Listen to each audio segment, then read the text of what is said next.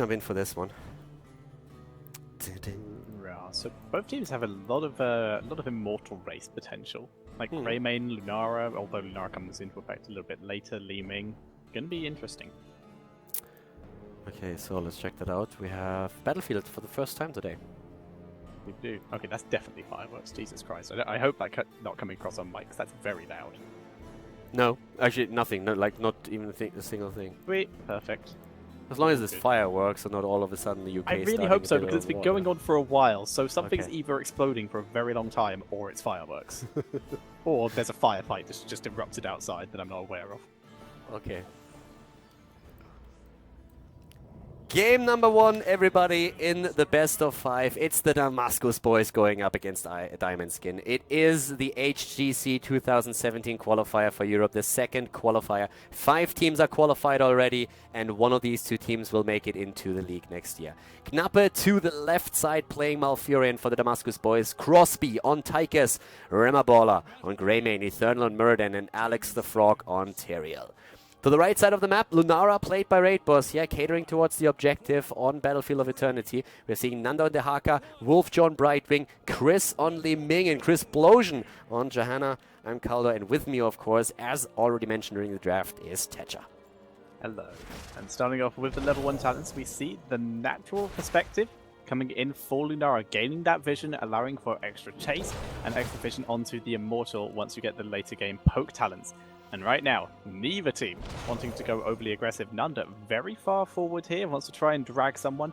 He does have Burrow available, so he's probably going to attempt to go for either for a first blood here and then Burrow up the top lane. Yeah, so, well, for now we have Tyrael at the top lane very much alone, but of course he knows that Dehaka is going to join him soon. 2 global heroes already on the side of the Diamond Skin boys, and the Damascus boys themselves. They are, of course, just really trying to get that Greymane done. Greymane has the explosion potential against heroes like Li Ming and Lunara, and also is one of the best damage dealers against the Immortal. Yep. Both teams have great Immortal damage, but like you said, Lunara, once she gets that late game challenge, she's just going to be insane. We did have the option of Valor as well, but she was banned out as a first ban by Diamond Skin against Damascus Boys, afraid of what Damascus Boys can do with it. Seeing a bit of harassment, once again, onto Eternal, but he's able to tank through it and gain even more stacks. Yeah, so trying to get that stack process going a bit. This is one of the maps where oftentimes we didn't even only have like Muradin going for the perfect storm, but also for the Sledgehammer as the level 4 talent. Right now, though, it is a bit more common to just simply keep it with the perfect storm, since the survivability suffers quite a bit if you decide in favor of Sledgehammer and go away from something like the double Thunderclap. Yeah, double Thunderclap is lovely in terms of the sustain. Stoneform is still an option if you do go for that Sledgehammer build, but it's just so rare nowadays. Seeing Explosion dropping the Iron Skin in case he was CC'd into that Immortal stun, and a lot of damage coming down to Crosby. Very much on the defense for now, but Greymane going to change that. They're going to just leave all 4 heroes down here defending and let Greymane do what he does best, and that is find one particular thing and make it die. Yeah, he's pretty good at that. There's the Haka coming in now too, and he goes straight for Tychus. An immediate heal from Knappe, and they actually keep him alive for now. Greymane still on the Immortal, but now it's open hunting season on both of them, as 5 man are barreling down on the Damascus Boys Immortal to try and drop it to 50% health first, which they succeed at actually. Yeah, Greymane very, very good at doing single target damage, but he's can't outrace 5 heroes. Now we're going to see Chris Explosion moving in, going to attempt to blind multiple heroes, and he does. Great job there, delaying the Immortal, and as such, looks like we may see the Immortal, at least the first one, start off going over to Diamond Skin. Yeah, it's a close call. Well, 1,300 points, so not quite that close, but doesn't really have a lot of shields left here as it starts moving through the bot lane in just a moment. The teams are hitting level 4 at the same time, just ready for the defense and the attack. Brightwing focusing with the Peekaboo and the Hyper Shift on one of the shield builds, at least thus far, having Laws of Hope after reinforcement. So it's all about the survivability on Johanna, as she's also the main tank for her team. Yeah, she is doing a good job so far with tanking up a lot of that damage and also denying a lot of damage onto this Mortal once again with some good blinds. They're going to push forward with this. Mortal getting shredded quite quickly, but it still made its way through the wall and will get some damage on the Super Fort. They won't be able to take the fort down yet, but at least they got the wall and therefore leading experience, which at least for now accumulates in nearly a level. And they're aggressively starting to take down the fountain over here. Not quite able to make it happen just yet, and shields are slowly building up. Tigers is trying to save it by eating as much of the damage as he possibly can, and Chris is finally moving in and saying, alright, I'm gonna extend a little bit further into the opponent's territory just to drop that and make sure that the lane sustained from now on. Yeah, the Phantom Snipe, always a nice move to see. Very effective and a little bit underdone, in my opinion. Some other talents we have not talked about yet. Material with a full E build, a full Smite build coming in, so we can get extra movement speed for his team and do extra damage to the enemies. We'll see how well that works for him. For now, Alex getting harassed quite a bit, but he is still alive in the top lane, and he can continue to shield the minions to at least slow down Nunda on clearing those waves. Yeah, talking about slowing him down, yeah, they were of course hoping for a kill here. They're still waiting, but so far Nunda is playing this very safe. He knows that there are heroes missing on the map, so he doesn't take any chance. Yeah, in the meantime, Crosby and Nate killing off that Khazra camp pretty quickly, and they're both teams going to start on their Fallen Shaman to make sure that they are prepared to be taken for the next objectives. They might leave them, they may take them that little bit early so that they can at least start making their way to the lanes, but they will obviously attempt to time it as best as they can, and with the objective just starting, now will be the time to capture both. Yep. Both of them are captured, so they're pushing lanes, which basically forces you eventually to leave the Immortal and simply go and deep push the camp. Oh, that would be a great kill if they can get this. Bit of free damage is also pretty nice, but Wolfjoy is going to heal that up. That was, of course, an opportunity here. The game usually changing quite a bit once that we have level 10s in play, since you have just the added abilities which head into the mid game here. But for now, the level 7 talent on the side of Lunara is already giving them quite a bit of a lead here, with Raidboss now having the ability to not only take down the camp faster, but also put additional pressure onto the Immortal itself. The teams are both moving heroes towards the lanes to make sure that they take down the camps, and now it's time for the fight over the objective once more. Yeah, Lunara has been driven pretty far back, all the way to a lane actually, so he's not going to be able to get a huge amount more harassed. And we're going to instead see the Damascus boys begin to harass onto Diamond Skin's objective. Greymane wanting to go deep. The reason he's played so aggressive here is he has taken Wizard Duelist, and currently while he has no stacks, it's his best opportunity to try and go for a greedy kill. Exactly. Now he can afford to still die, but of course once that he starts to get his stacks, then he needs to really choose his fights very wisely. Once again, we are having a bit of a push forward by Diamond Skin. They are really doing well here and focusing on the Immortal right now, but there's already the stuns happening. Root on the ground, nice dodge on the side of Dehaka. Uses his burrow. Nunda is doing well here, whereas Raidboss is just poking away at Eternal. Yeah, and that's some great poke from Diamond Skin here, able to get some good damage off. And we are seeing both teams just trading harassment onto each other's Immortals for the moment. But who is going to come out on top in the end? Nunda, once again, soaking XP. Looks like we're going to see a gank attempt onto him. There's the stun from Eternal. Burrow immediately used. Reba taking some tower hits. Not ideal. But Nunda will fall here. The question is, will they be punished for it? It doesn't look like it, but the Immortal will be half health by Raidboss, thanks to that Nature's Culling and Li Ming with her magic missiles. I think that's actually what they were hoping for here. They were saying like, hey, it's so low on half health already. The value that they can get by simply going for the objective is a minimum. So if we just make sure that they can't fight for a little bit longer, we might be able to win the Immortal. The problem is, you kill the Haka. He's immediately back on the lane after that, since he can just simply use his Z to go in, but they might get a kill against Chris Brosian. That could change everything here. Yeah, and they will get the kill here. Remballer was in lane to get the stacks, and now he wants more. Chris doing some great AoE damage, but once again, Nunda picked off here as long with Johanna and Brightwing. And now we're starting to see not only Greymane getting some serious stacks, we're starting to see a huge snowball coming in for the Damascus boys, as they're now going to be able to defend this Immortal as long as they use their bodies to block Chris's missiles, and they're going to be able to kill off the opponent's Immortal. And, well, there was no Greymane there, so no stacks this time, but more kills, more XP, level 10 about to be hit for the Damascus boys. Wow, they might still lose the objective, but still, Knappe, you monster. That two-man route that he had there before was great. Good good cleanse as well, as he's able to save them for just a second. Level 10 abilities are in now too. The 4 stacks on the Wizened Duelist, another big deal here. Baller completes the objective for them. But that route that was able to take down 2 more heroes, that was fantastic. Gets the follow-up in then later on against Lunara as well, after Muradin gets the pre-stun. So job well done here for them, and they take the early level 10, but the experience is still fairly even, at least for now. Yeah, this now does mean, however, that there's going to be no Odin available to support this Immortal. In fact, the Immortal only going to be supported by Eternal here. The rest of the heroes moving a very sneaky route down to the bot lane. Is Nanda about to get bullied? Looks potentially like it, but no, instead just going onto the towers, and they will probably take down the fort as well. The Immortal, though, gets wiped thanks to that Nature's Culling. Yeah, the Immortal is soon going to fall here. Eternal is still up at the top. He soaked a bit of experience. The bot lane, on the other hand, might survive too now. Crisplosion starts to move in, goes for the Condemn here. Brightwing already there. They could go for the Silence. There comes the attack against Malfurion. Yep.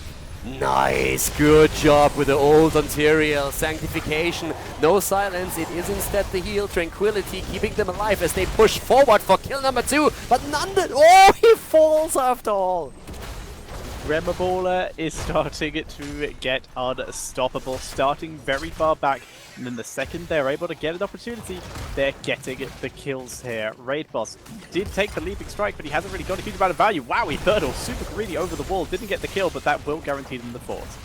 They play a great game thus far with the coordination that they have here. It looked for a long time like Knappe would die on Malfurion, and then we saw the quick sanctification by Alex save him, allowing him to drop Tranquility. And the ideal scenario for a Tranquility to be used is you driving the opponent, you moving into the opponent's team, since you can sustain yourself throughout a fight for a long time. That worked very nicely for them, and now they are closing in on level 13 talents. 7 kills against 0, and as Tetcha already pointed out, them using all those kills to also stack up on Greymane and him playing a little bit more defensive at the beginning of the fight, that has a huge impact. And it results on him taking really nice damage numbers here too, even though, of course, Tychus, with all this, with all the AoE that he has, thanks to the grenade and the overkill, is still overshadowing him.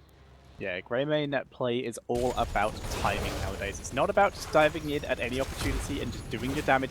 You must get the correct opportunity. But Crosby just able to consistently poke around here thanks to overkill, thanks to his grenade, etc.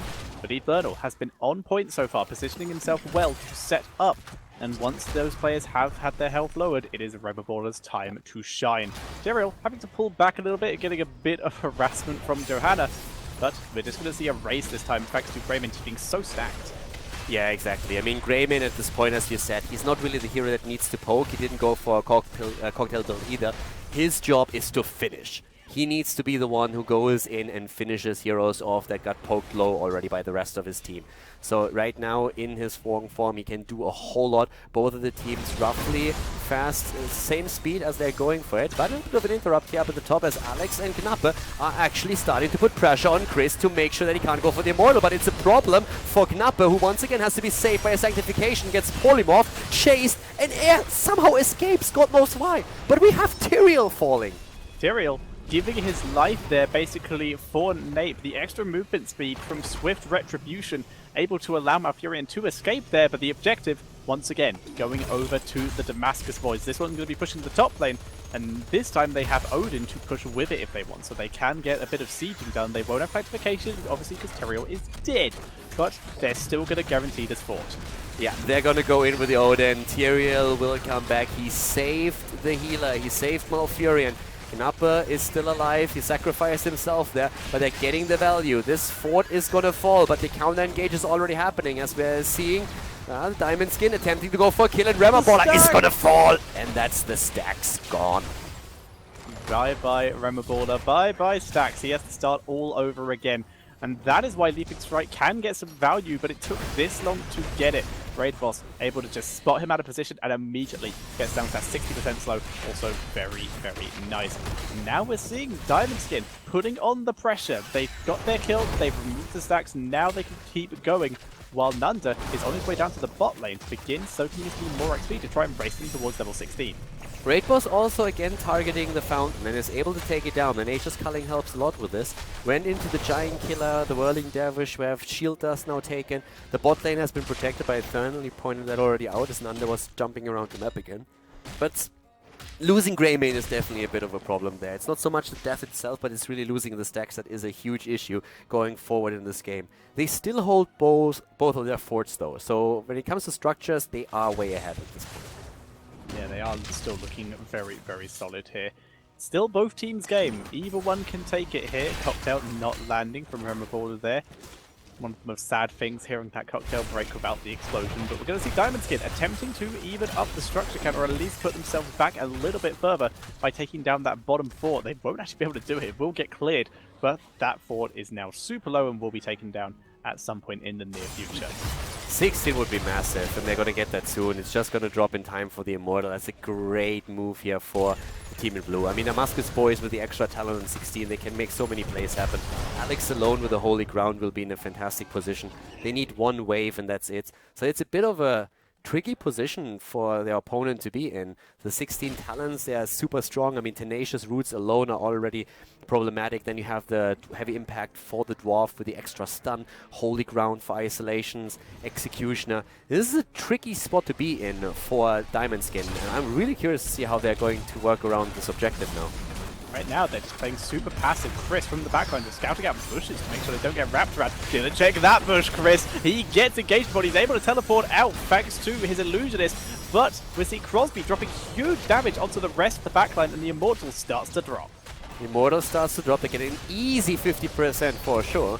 But let's see if they can claim the objective completely. It's still half a level. Heroic abilities, Blessed Shield has been used. So Odin and Blessed Shield are out. The rest is still available. And yep, they're starting to jump into the backline. And Raid Boss has a big problem, but thanks to the Leaping Strike, he is able to escape. Yeah, beautiful escape. They're able to leap all the way over the Holy Ground. One way to get through it's impossible terrain. Just jump over it. We're seeing Raid Boss starting to do some damage onto Alex the Pro G, who was dragged by Nanda. The Sanctification saves him though, and Chris goes down. Sanctification, and Chrisplosion is also low. They're trying to kill Johanna. They can't get the kill just yet, but the Immortal actually goes for Brightwing, stuns out Raid Boss and Wolfjaw for a moment. They followed up with a kill against Lunara. Brightwing still going away, trying to maybe take down that fort here as well. Chrisplosion is still alive and is apparently escaping because they're not quite sure where actually he moved, so he can get out of there, but of course they're going to lose the Immortal. Yeah, get juked, son. Nanda may not be so lucky. He's been spotted. He's going to try and burrow out. He is dead. Remoballer getting the kill and has brought himself back up to 3 stacks. Eternal not going to be able to kill Wolfjaw here, but will harass him away from any kind of interruption.